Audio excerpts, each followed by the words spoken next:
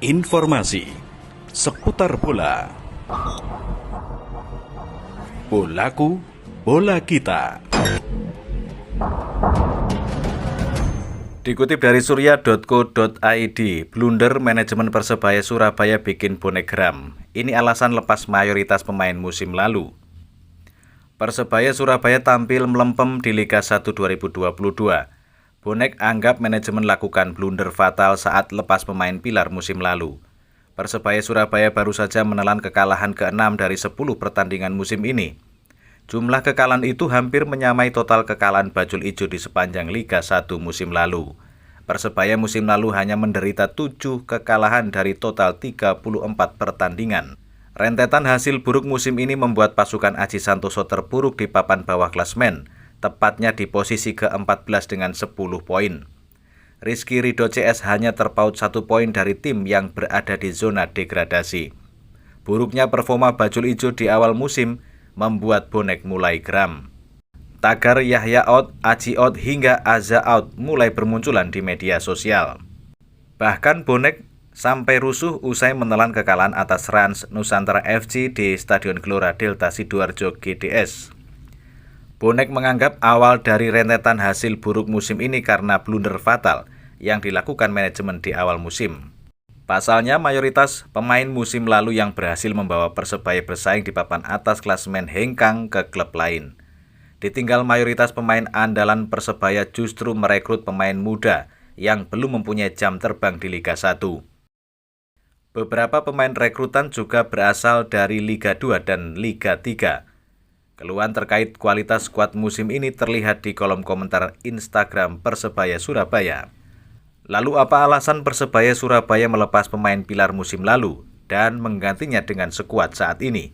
Setelah tampil apik dan finish di 5 besar musim lalu, Persebaya justru melego mayoritas pemainnya. Berbagai julukan seperti Bedol Desa, Ramadan Sel, hingga tudingan bangkrut atau tak punya uang pun mengarah ke Persebaya Surabaya. Namun hal itu semua dibantah oleh manajer anyar Persebaya Surabaya, Yahya Al-Kathiri.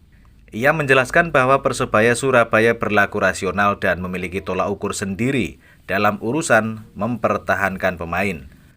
Pemain yang lepas itu ada berbagai macam alasan, ucap Yahya Al-Kathiri seperti dikutip surya.co.id dari video YouTube Jebret Media TV. Ia menyebutkan bahwa Persebaya bukan tak ingin mempertahankan pemain pilar musim lalu.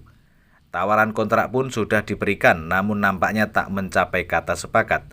Kita mencoba berpikir rasional, jadi semua kita tawari. Yahya Al-Kathiri lalu menjelaskan maksud rasional yang dimaksud Persebaya adalah untuk memikirkan bagaimana tim ini bisa juara tanpa harus menghancurkan perusahaan dari segi finansial. Ex-manajer Persik Kediri itu lalu buka-bukaan bahwa harga pemain tahun ini naik drastis daripada tahun lalu.